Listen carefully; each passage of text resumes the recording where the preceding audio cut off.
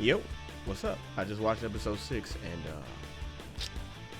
look, they are doing these things on these episodes, okay? And I am loving it, okay? So, let's get into this episode real quick. Let me show y'all something right quick. Y'all ready? Here we go.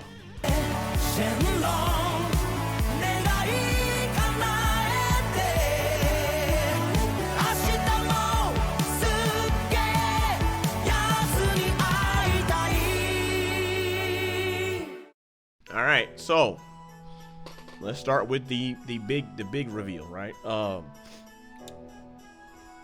I'm out the gate with this. So while they in the wilderness, because they had to be in the wilderness, how they got to the wilderness is the goddamn plane was too heavy because Pansy brought all this stuff, and while they out there, Goku got a dookie, and the henchmen from the first demon realm are looking for him. That's how we know, because they pull up on our crew and they lie about knowing Goku and all that, which, you know, is fine. But this is prompting Supreme Kai more, because like when you realize that Glorio's the only one that don't got no red collar on, Pansy has one.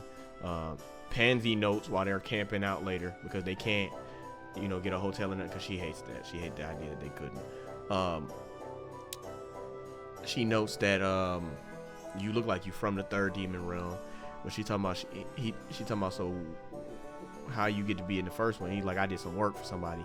She talking about some who. He talking about some doesn't matter, right? So all of the red flags are up, and something told me it's Arins. He's working for Dr. Arins, right? So then everybody go to sleep for the night. Who do we catch that boy on the phone with? Dr. Arins.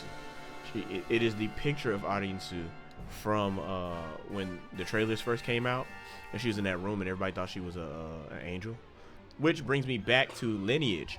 They touch on Supreme Kai's lineage in this one. How, you know, in the old manga, I assumed it was the manga, they talk about how all the Kais come from trees and they're born out of trees. This apparently takes place in the demon realm, apparently, and I guess you're a brother when you come directly out of a tree, and a sister when you come directly out of a tree, right? So she's a Glend, he's a Glend, Degasu's a Glend, and they're both a little bit more ambitious than the others, apparently. And they call this family problematic. That was just important for us to establish that the lore is a thing. It's also important for us to know that they don't eat or drink. They don't eat food, but they do in fact drink water, which I noted in the episode is similar to Namekians. Namekians don't eat, and so they live off of a diet of strictly water, which is ironically the same. So it just makes sense that they would both be demon realm dwelling races. So we'll see how that plays into the overarching story, right? Goku's a wanted fugitive, and so as they go to sleep in this cave, right, Supreme Kai showed that he was still awake, so he may or may not have heard everything that Degas said to Arins. We don't know yet, but I know that this is that was an intentional nugget for us to see, so that we could pick up on it and hopefully notice it for when later happens. What I'm thinking is, at some point, Supreme Kai has to tell Goku, right? So as they sleeping, they get woke up by a stench, and it's a Minotaur, which I thought was crazy. It's literally Kirito's first victim in SAO. He pull up and he like, I'm finna eat y'all for breakfast, right? And Glorio is like, I'ma handle this. And that's when Goku's like, no, you're not. He's actually too much for you. Huh? And bro said, whoa. You really think you that much stronger than me? He said, I mean, I ain't really trying to brag, but like, yeah. So he said, okay, you want to square up? He said, oh, shoot a fade then. Right? Because that's what, you know, that's what niggas do. Anyway, so they get outside, you know what I'm saying? They shooting the fade or whatever. But Goku, before he starts, he says, I'm only going to fight you with one hand. And I think technically he used his other hand, but it was only after Supreme Kai said something. So they fighting, and Glorio starts using magic, and Goku dodges it. And he's like, whoa, that's crazy. And Supreme Kai gets the idea, which I think was a good idea. He was like, I need to see how strong he really is, so fight him a little bit more serious. Goku pulled out the power pole and he said, "Oh yeah, it's up!" Right? Getting in the mix, he popped Glorio across the screen.